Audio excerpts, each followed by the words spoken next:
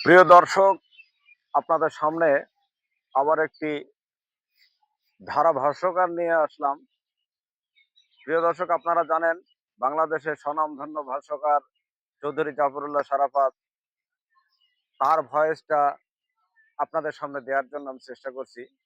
জাফরুল্লাহ সাহেব যেভাবে ভয়েস দিয়েছিলেন, এভাবে তার কিছু অংশ আপনাদের শোনানোর জন্য চেষ্টা করছি।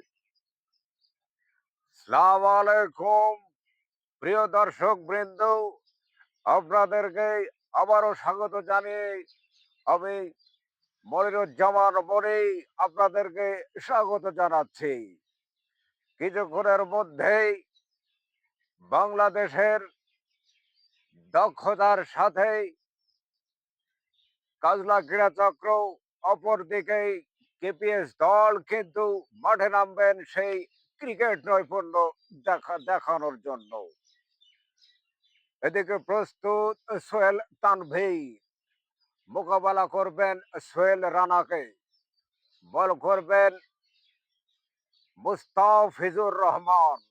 এই মাত্র ঘুরলেন, দৌড় শুরু করেছেন, বল করলেন, খাটো লেন্থের বল, ড্রাইভ করলেন, অন ড্রাইভ, বল চলে গেল ডিপ স্কয়ার লেগ অঞ্চল দিয়ে সীমানার বাইরে।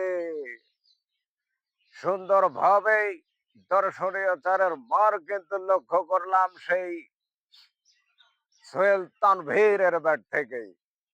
বল কিন্তু আস্তে আস্তে গড়িয়ে গড়িয়ে আবারও সেই বোলিং এর হাতেই।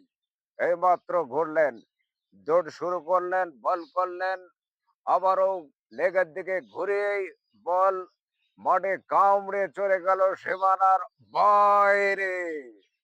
প্রিয় দর্শক, জাফরুল্লাহ সারাফাত কিন্তু এভাবে ধারাভাষ্যকার দিয়ে থাকেন।